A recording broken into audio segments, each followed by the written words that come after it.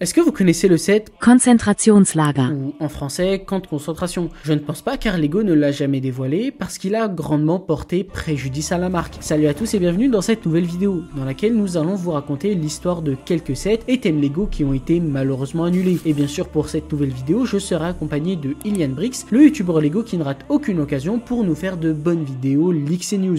Konzentrationslager.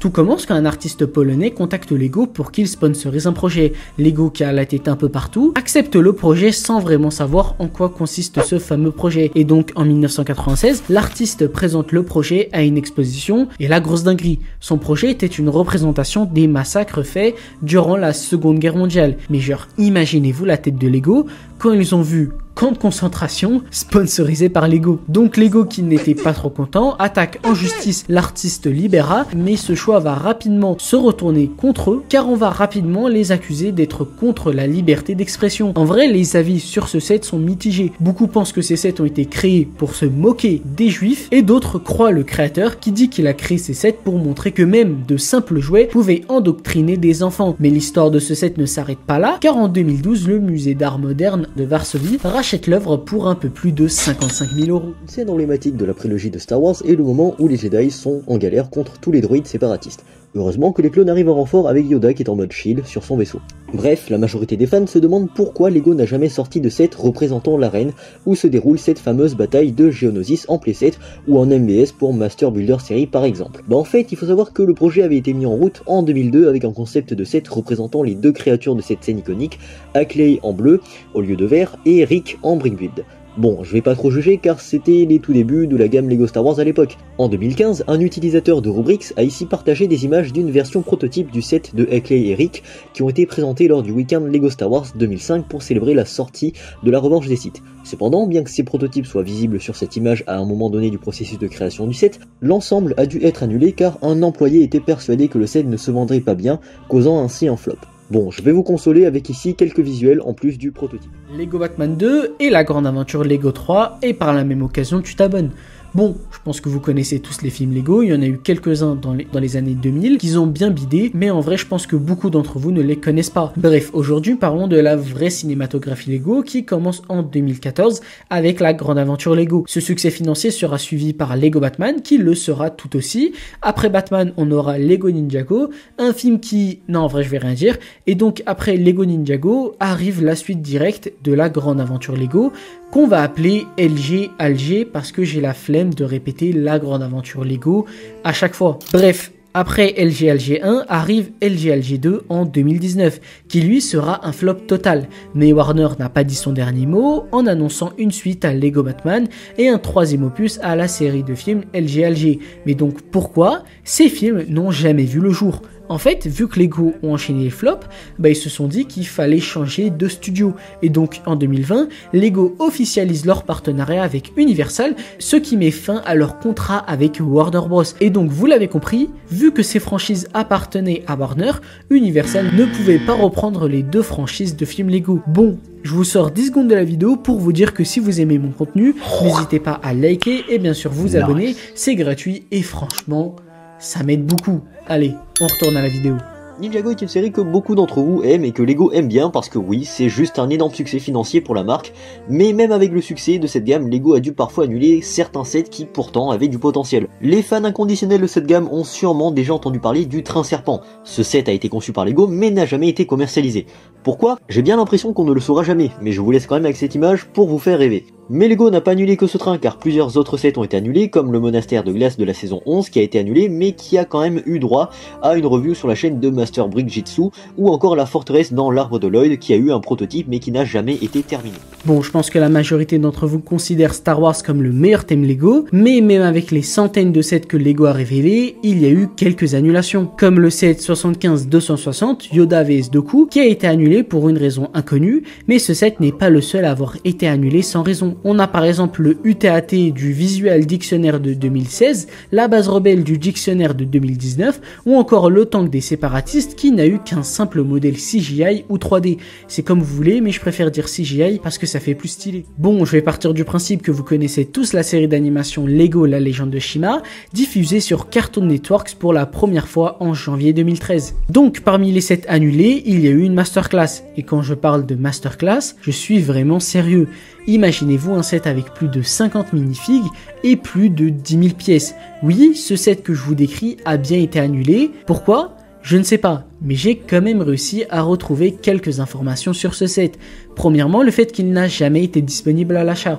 Ensuite, pour toutes les infos sur le set en lui-même, on sait que le set avait 92 mini-figurines, qu'il était majoritairement constitué d'ensembles déjà disponibles et qu'il avait plus de 10 000 pièces, et que son prix était estimé à plus de 700 €. Et enfin, il faut savoir que le set a été montré pour la première fois sur Instagram en 2015 pour le Grand Prix du concours de la légende de Shima. Ce même concours a eu lieu entre juillet et août 2015, et du coup le set a été distribué à seulement 2 personnes, et ces 2 personnes n'ont jamais vendu le set, ce qui fait de ce set un ensemble très rare. Mais en fait, pourquoi les gens considèrent cet ensemble comme un set annulé? C'est parce que le plus souvent, les sets offerts sont par la suite disponibles à l'achat, comme par exemple avec le X-Mention qui a été offert à la San Diego Comic Con en 2024. Mais bon, je vais pas vous balancer l'annulation de ce set sans raison. Donc j'ai en vérité 2 théories. La première, c'est que Lego se sont dit que l'ensemble allait coûter trop cher et donc ils ont préféré garder le set en tant qu'exclusivité. Et ma deuxième théorie, c'est que Lego avait déjà prévu de garder le set en tant qu'exclusivité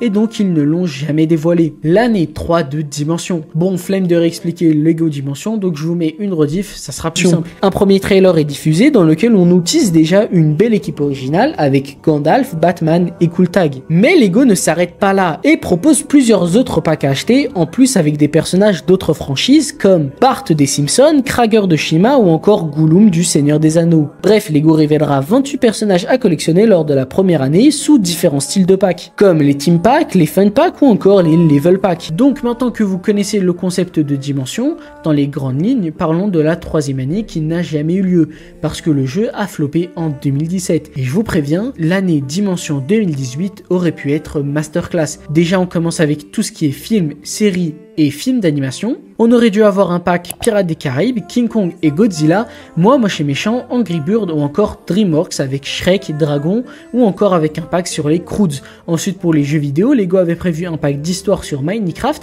et un fun pack pour Megaman. Après tout ce qui est série d'animation, Lego avait prévu quelques packs pour Tom et Jerry, les Looney Tunes, les Schtroumpfs, les Tortues Ninja, Avatar le dernier maître de l'air ou encore un pack pour Steven Universe. Et enfin on finit avec quelques personnages par-ci par-là avec Lord Vortex, Fred de Scooby-Doo, Lloyd du film Lego, un pack d'histoire pour Batman et le Joker, et enfin il y avait un team pack Arrow et Flash qui avait été prévu. Malheureusement tous ces personnages resteront chez Lego et franchement je trouve ça très dommage parce que le thème avait un énorme potentiel. Galidor, les défenseurs de la dimension extérieure est une série télévisée de science-fiction diffusée en 2002 sur la chaîne télé Fox Kids, coproduite par Lego et destinée à promouvoir leur nouvelle gamme de jouets du même nom. Donc l'histoire suit un adolescent nommé Nick Bluetooth qui, après avoir découvert un portail interdimensionnel, se retrouve dans une dimension appelée Galidor. Dans cette dimension, Nick doit combattre une force maléfique pour sauver les différents mondes de cette dimension. Bref, juste avec le descriptif de la série, on peut directement se demander pourquoi ça a floppé, mis à part l'originalité du nom du personnage principal et le concept qui était intéressant. En fait, le problème, c'est que la série a tout simplement floppé, donc il n'y a pas de réelle raison, mais le flop de la série a donc contribué à l'échec de la gamme que Lego avait créée, et en plus de tout ça, les jouets étaient catastrophiques, les figurines articulées étaient mal faites. Lego a certes beaucoup investi dans la promotion de Galidor, mais malheureusement le produit n'a pas réussi à plaire aux téléspectateurs ni aux consommateurs. The Acolyte. Selon Deadline, Disney a décidé de ne pas poursuivre la 2e saison de The Acolyte qui a débuté en juin 2024 et qui a eu un accueil mitigé du public et une baisse du nombre de téléspectateurs au fil des semaines et des épisodes. Mais vous l'avez compris, l'annulation de cette 2e saison n'aide pas le thème Lego Star Wars qui est désormais confronté à un dilemme. Doit-il rattraper son retard sur The Acolyte ou l'ignorer complètement? En fait, Lego Star Wars a une stratégie de conception autour des nouvelles séries de Disney+, qui consiste à jouer la carte de la sécurité. On peut prendre l'exemple de The Mandalorian, le personnage était nouveau, et donc Lego a préféré attendre de voir comment les gens vont réceptionner la série. Une fois que ça cartonne, Lego met la machine en route pour créer des sets autour de la série. En revanche, les 2 séries tournant autour de personnages bien établis, comme Obi-Wan Kenobi et Ahsoka, ont toutes bénéficié de vagues complètes d'ensemble Lego. Finalement, la seule série qui fait exception est Skeleton Crow qui a déjà un set, le set 75-374 The Onyxider, qui était déjà disponible plusieurs mois avant la date de sortie de la série. Mais mis à part cette exception, l'absence totale de set pour The Acolyte, qui tourne non seulement autour de nouveaux personnages, mais aussi d'une toute nouvelle ère pour Star Wars, n'était pas vraiment surprenante. Mais maintenant que la série est terminée et semble déjà morte et enterrée, il serait facile pour le groupe Lego d'abandonner l'idée de produire des sets basés sur les aventures de je ne sais pas qui et de je ne sais pas qui. Mais l'annulation de la série survient un mois après la diffusion de son dernier épisode. Et étant donné le temps que prennent généralement la conception et le développement des sets Lego, il y a quand même une petite chance que l'équipe Lego Star Wars ait déjà lancé des sets pour The Acolyte. En vrai, après tout, tous les personnages de la série restent plutôt ludiques, avec des sabres laser de toutes les couleurs et de toutes les formes, des costumes plus ou moins stylés, des extraterrestres qui franchement donnent plus ou moins envie. Mais la stratégie de l'équipe Lego Star Wars autour de ces séries reste la même, qui est de produire des sets pour les séries qui cartonnent. Pourtant, s'ils ne le font pas, ça serait la première fois qu'une série Star Wars en live action serait complètement ignorée par le groupe Lego. Avant de passer au thème d'après, faites-moi savoir dans les commentaires si vous souhaitez voir des ensembles Lego Star Wars The Acolyte. Et sinon, comme je l'ai dit, passons au thème d'après. Vidéo. Après tous les sets évoqués durant cette vidéo et les deux thèmes qu'on a abordés, il est temps de parler de vidéo. Cette gamme est donc lancée en 2021 en partenariat avec Universal Music Group. Ce projet Lego vise à combiner les briques danoises avec la musique et la réalité augmentée. Vidéo permettait aux enfants de créer des clips musicaux en utilisant des mini-figurines Lego qui pouvaient être scannées via une application mobile pour générer des avatars numériques dans des mondes virtuels en créant des clips musicaux. Mais le plus gros problème de ce thème, c'est tout simplement le concept. Et donc parmi les multiples problèmes qui ont emmené ce thème à être arrêté, c'est le fait que la création de contenu était trop difficile pour les enfants de 7 à 10 ans. Deuxièmement, le fait que l'application était trop mal conçue. Et enfin, parce que la concurrence était trop grande. TikTok, YouTube ou encore Instagram sont des plateformes bien plus populaires et beaucoup plus simples à utiliser. Et donc la même année, Lego arrêtera la production des personnages avec seulement 15 figurines développées. Est-ce que tu veux savoir pourquoi le set Boeing V-22 Osprey, le thème Overwatch ou encore pourquoi le Brickhead's Toys R Us a été annulé? Je ne peux que te conseiller la dernière vidéo d'Ilan Brix dans laquelle je fais quelques petits caméos. Sinon, n'hésite pas à liker et bien sûr t'abonner. Allez, c'était Top Lego, ciao!